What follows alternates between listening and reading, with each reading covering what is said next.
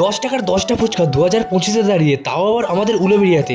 হ্যাঁ, ঠিকই শুনেছো। হ্যালো বন্ধুরা, আমি অনিশ আর তোমাদের স্বাগত জানাই আমার একটা নতুন মিনি ব্লগে। আর এই দোকানটা আমারই, যেহেতু শীতকাল তাই জন্য দোকানটা একটু তাড়াতাড়ি খুলে দিয়েছি, কারণ রাত হয়ে গেলে যদি বিক্রি না হয় সেই ভয়ে। এই যে দেখতে পাচ্ছ, আলু মাখাও হয়ে গেছে, তেঁতুল জলগুলোও হয়ে গেছে, আর এটা হচ্ছে লঙ্কার পেস্ট, আর এটা হচ্ছে ধনেপাতা আর পেঁয়াজ।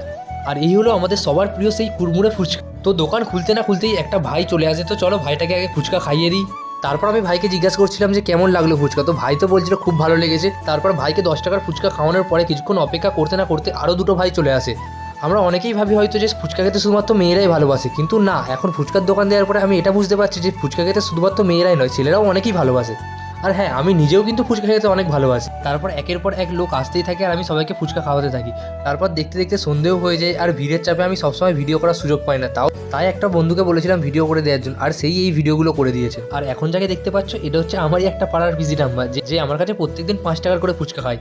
বেসিক্যালি আমি 5 টাকার ফুচকা বিক্রি করি না, কিন্তু এনার জন্য আমি সবসময় 5 টাকার ফুচকা দিই। তো যতই বয়স বাড়ুক না কেন, ফুচকার প্রতি মেয়েদের ভালোবাসা একটা আলাদাই। তারপর পিসি ঠাম্মাকে ফুচকা খাওয়ানোর পরে তারপরে আরও একটা বড় মা চলে আসে। সেই বড় মাকে খাওয়ানোর পরে মোটামুটি আমার ফুচকা শেষের পথে, প্রায় আলুও শেষ হয়ে গেছে, জলও শেষ হয়ে গেছে। তারপরে আর বেশি দেরি করিনি, আস্তে আস্তে সব গোছাতে শুরু করে দিই। তারপর সব গুছিয়ে আমার বাক্সটাকে তুলে দিই আমার দোকানে। তো আজকের ভিডিওটা এতটুকুই। ভিডিওটা ভালো লাগলে একটা লাইক করে দিও, আর অবশ্যই ফলো করে দিও। তুমি কবে আসছো আর কার সাথে আসছো সেটা কিন্তু কমেন্টে বলতে ভুলো না। আর যার সাথে আসতে যাও তাকে ভিডিওটা পাঠিয়ে দাও। দেখা হচ্ছে পরের ভিডিওতে।